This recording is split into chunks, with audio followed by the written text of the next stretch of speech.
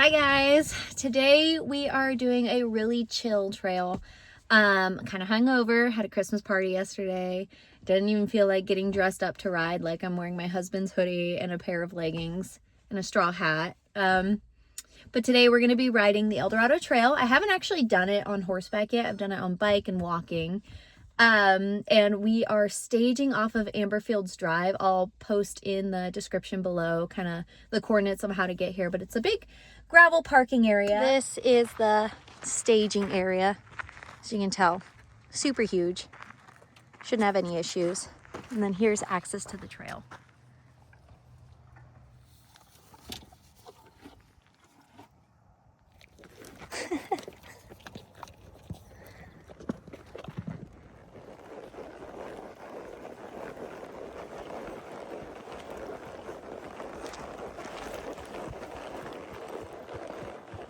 I can already tell you this was a really good idea.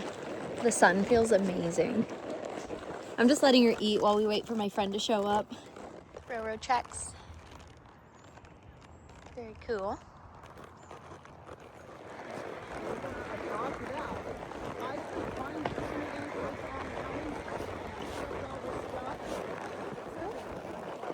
I can't really tell on the right.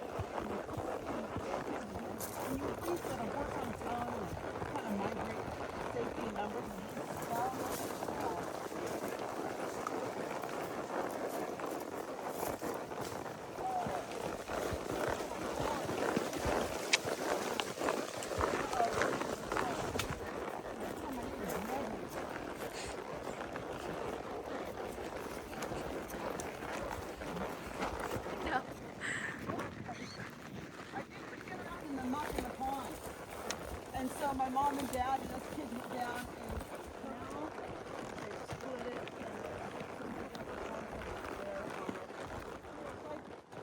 when you follow the railroad tracks, you see country that you would never normally see. And it's kind of like you're saying,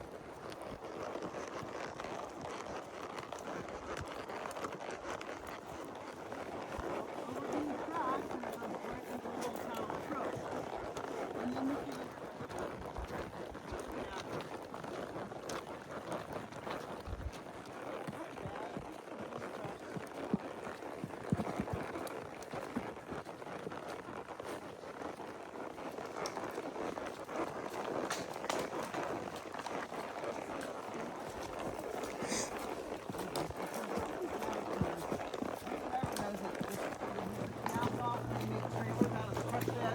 Yeah.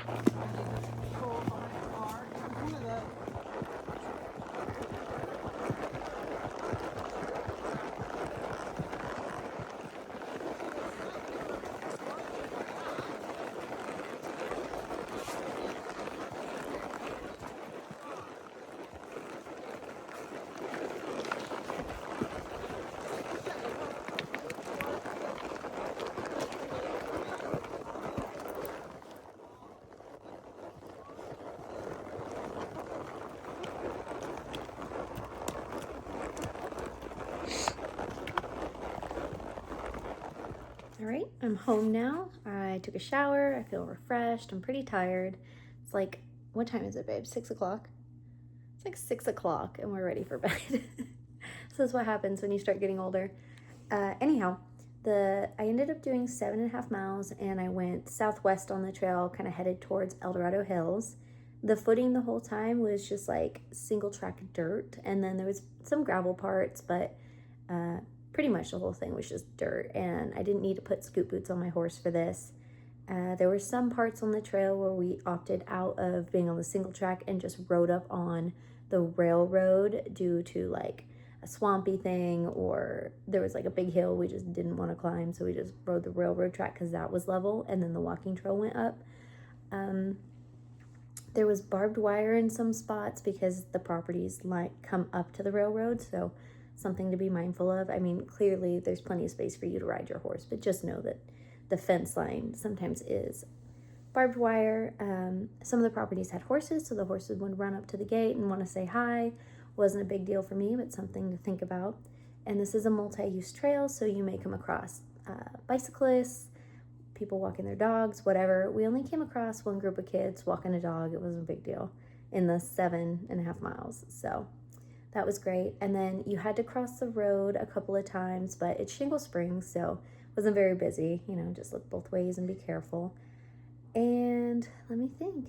Other than that, it was just so beautiful. The views were beautiful, all the gorgeous properties out there, and the rolling hills and the fall trees, and there was cows, and then the fog rolled in, and that was a whole vibe because the trees were like going over the railroad track, and it was like a tunnel you were walking through, and the fog was there, but it started getting really cold, so that's why we didn't stay out longer. But it was a great time, and I need to do 6.5 more miles before the end of the year. I'm trying to hit 200 miles on my all trails. I started recording my trails in May, and so I'm at like 194 miles, so I need 6 more miles, and I hit 200 for the year. That's recorded, so that's cool.